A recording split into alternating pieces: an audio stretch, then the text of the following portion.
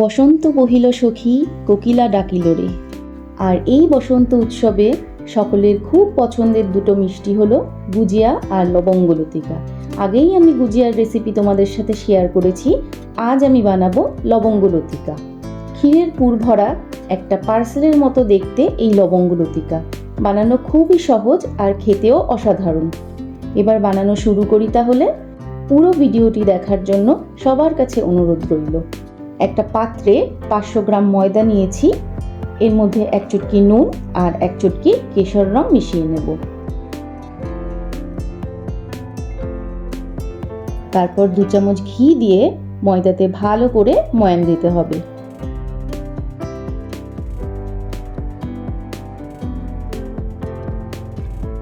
ঠিক এরকম ঝুরঝুরে বালির মতো। এবার অল্প অল্প জল দিয়ে ময়দাটা মাখতে হবে। লবঙ্গলতিকার ময়দা খুব মসৃণ করে মাখতে হয়।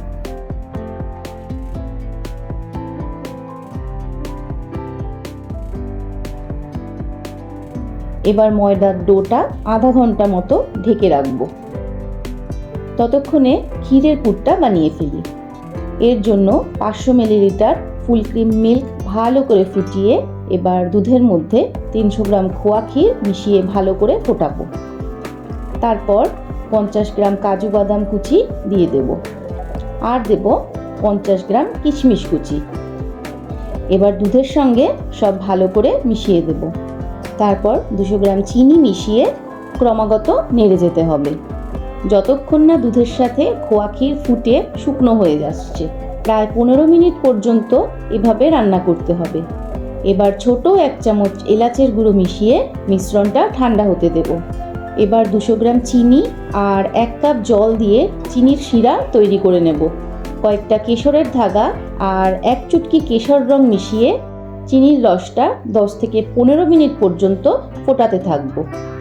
তারপর ছোট 1 চামচ এলাচের গুঁড়ো মিশিয়ে রসটা একটু ঘন হয়ে এলে নামিয়ে রাখবো। এবার ময়দা মাখা থেকে লুচির মতো ছোট ছোট লেচি কেটে নেব। ময়দা মাখার সময় যেহেতু 1 পিঞ্চ কেশর রং দিয়েছিলাম তাই ডোয়ের রংটা এত সুন্দর এসেছে। বসন্ত উৎসবে লাল লাল পলাশ আর এরকম হলুদ হলুদ মিষ্টি দেখেই মনটা আনন্দে মেতে ওঠে, তাই না? এই দেখো সবগুলো লেচি বানানো হয়ে গেছে। ক্ষীরের পুরটাও ঠান্ডা হয়ে জমাট বেঁধে গেছে। এবার একটা লেচি নিয়ে লুচির মতো বেলে মাঝখানে 2 চামচ মতো ক্ষীরের পুর রেখে প্রথমে দুপাশ থেকে ভাঁজ করে দেব। দেখতে অনেকটা পাটিসাপটার মতো হবে।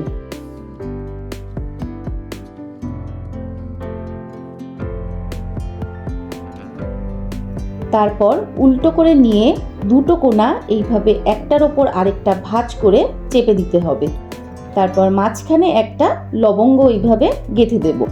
দেখো কত সুন্দর লাগছে, মনে হচ্ছে এক একটা কাগজে মোড়া উপহারের বাক্স।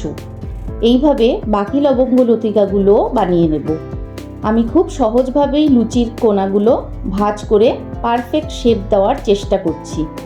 আশা করছি তোমরা খুব ভালোভাবে বুঝতে পারছো। উৎসবের আর মাত্র কিছু সময় বাকি আছে। আজই বাড়িতে এরকমভাবে সহজ পদ্ধতিতে লবঙ্গলতিকা বানিয়ে ফেলো। আর এই মিষ্টিগুলো অনেক দিন পর্যন্ত ফ্রিজে স্টোর করেও রাখা যায়। সবগুলো লবঙ্গলতিকা বানানো হয়ে গেছে। আগেই তেল গরম করতে দিয়েছিলাম। এবার গ্যাসের ফ্লেমটা কমিয়ে একটা একটা করে লবঙ্গলতিকা তেলের মধ্যে ছাড়তে থাকবো। লো টু মিডিয়াম ফ্লেমে একদিক ভাজা হয়ে গেলে উল্টে আরেক দিক ভেজে নিতে হবে যতক্ষণ না সোনালি রং ধরছে। খুব কড়া লাল করে ভাজলে কিন্তু বাইরের আবরণটা শক্ত হয়ে যাবে, খেতে ভালো লাগবে না। এবার এই সোনালি রঙের লবঙ্গলতিকাগুলো তেল থেকে তুলে নেব।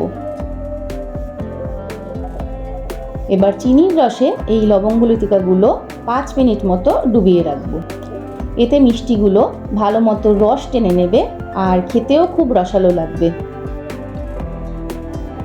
এইভাবে সবগুলো লবঙ্গলতিকা রসে ডুবিয়ে তুলে নেব।